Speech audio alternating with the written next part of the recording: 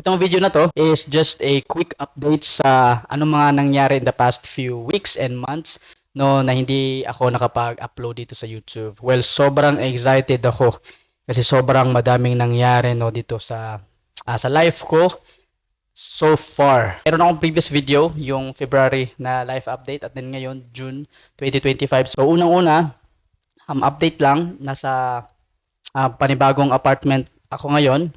I'm living alone here, so small apartment lang siya, so sobrang sakto lang talaga sa akin. And then nasa Cubao to, mga 2-3 weeks na ako na andito. Pangalawang update is that tapos na yung pamanhikan and then naging successful siya.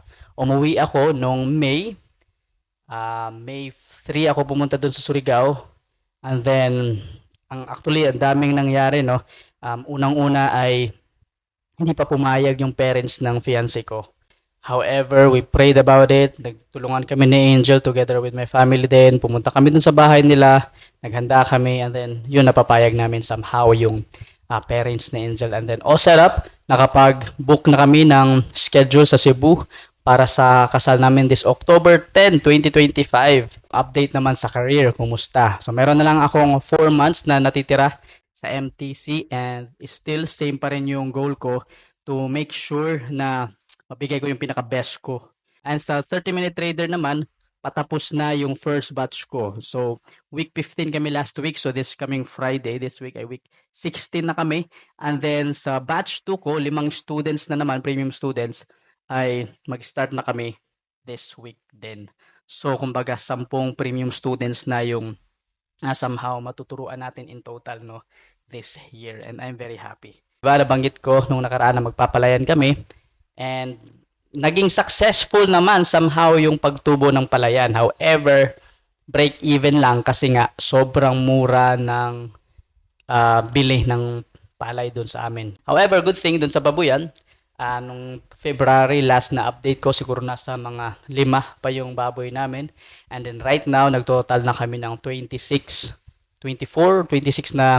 na baboy. So itong mga baboy na to ay iba-ibang tao yung nag-aalaga.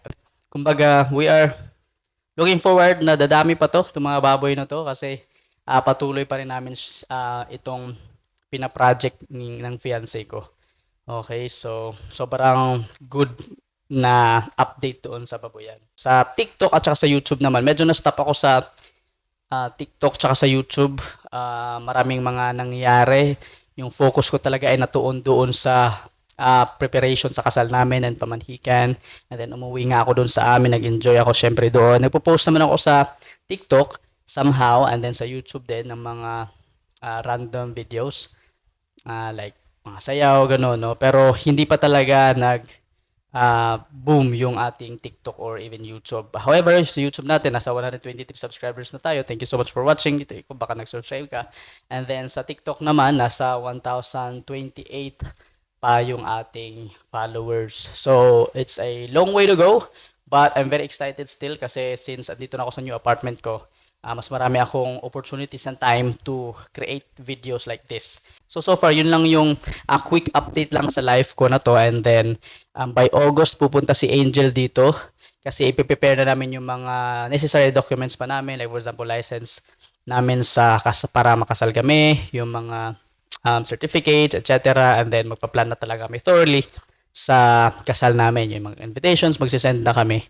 So, I'm very happy and excited in the future no kung ano pa yung pwede kong ma-update sa inyo and at least makikita ninyo yung progress ko din paunti-unti in this personal development journey ko na to. So again, I'm just 25 years old. Kumbaga, I have lots of time pa to really work on myself and remember na hindi ako lumaki no na mayaman.